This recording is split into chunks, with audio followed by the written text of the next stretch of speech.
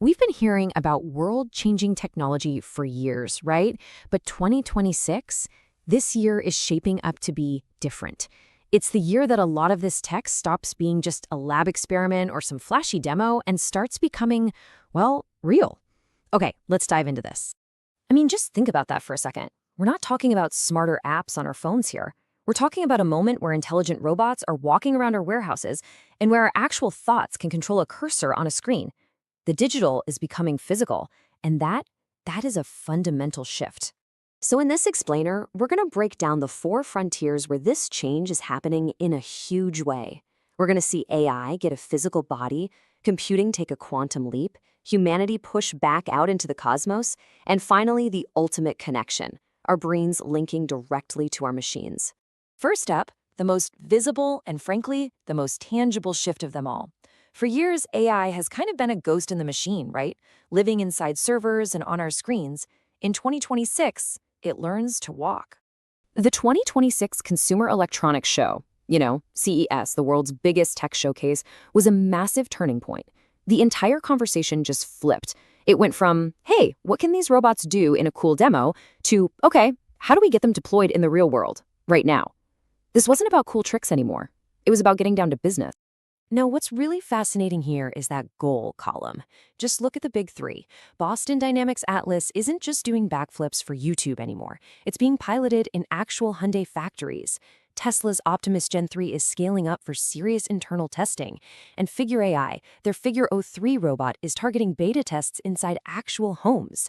That means these things will be learning to navigate real kitchens and living rooms, not just some controlled factory floor. The era of real-world impact is officially beginning. And, this quote from the analysts at AI 365 just nails the feeling perfectly. All that incredible intelligence we've been building for a decade is finally getting a physical form, one that's capable of actually manipulating the world around us. It's a whole new ballgame. So this all builds on itself. To power this new physical world, you need a totally new kind of engine. So we're going to move from the world of robots you can see to the invisible but absolutely foundational layer of next-generation computing power. For years, this has been the holy grail of the computing industry: quantum advantage. It's a pretty simple definition for an incredibly complex idea. It's just that moment when quantum computers stop being theoretical toys and start becoming truly useful, solving problems that are flat out impossible for even the fastest supercomputers we have today. So how do they do it? Well, your phone or laptop uses what are called classical bits. Think of them like a light switch. They're either on or off, a 1 or a 0. Simple. But a quantum bit or a qubit can be a 1, a 0, or, and here's the mind-bending part, both at the same time. This weird property is called superposition, and it lets these computers explore a crazy number of possibilities all at once, giving them their incredible potential. And this is exactly where 2026 gets so interesting. IBM, one of the giants in the field, has basically put a stake in the ground. Their public stated goal is to demonstrate quantum advantage by the end of this year. And this number is at the very heart of their plan, 120. That's the number of qubits in their new Nighthawk processor. This is the machine they believe will finally bridge that gap from today's experimental systems to tomorrow's practical, problem-solving quantum computers. Okay, now let's zoom way, way out. From the quantum realm inside a tiny computer chip, we're going all the way out into the solar system. Because in 2026, humanity's ambition for exploration is back in a big, big way. The year is just absolutely packed. In February, NASA's Artemis 2 mission is going to send astronauts around the moon for the first time since the Apollo program. Think about that. Later in the year, China's Chang'e 7 is heading to the lunar South Pole, a super important location for any future bases. And in November, Europe's Hera mission arrives at an asteroid, while the Bepi-Colombo mission finally enters orbit around Mercury. It is an incredibly busy year in space. And what's so crucial to understand is that this isn't just one country's race anymore. It's a truly global effort. You've got government agencies like NASA and the European Space Agency, and private companies like SpaceX. Everybody is pushing the boundaries, which makes 2026 a really pivotal year for our future beyond Earth. All right, for our final section, we're going from the vastness of outer space to the frontier within.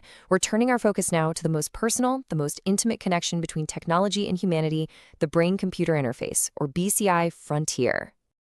Look at this number, 12. It might seem small, but it is incredibly significant. As of late 2025, this is the number of people walking around with a Neuralink brain implant. 12 people with severe paralysis who are now able to control computers just with their thoughts. This is no longer science fiction. For this small, pioneering group, it's a clinical reality. But in 2026, the plan is to scale up big time. Elon Musk has announced that this is the year Neuralink moves from these very early clinical trials to high-volume production. And that statement alone signals a massive shift in ambition.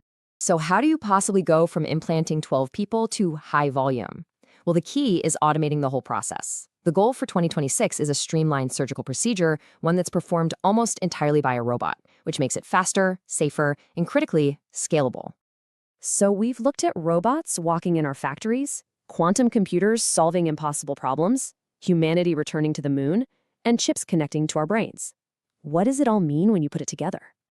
It's what some analysts are starting to call the Great Convergence. It's not just that these four trends are happening on their own, it's that they are all maturing and hitting the real world at the same time. Our digital intelligence is getting a physical body. The engine powering it all is getting a quantum upgrade.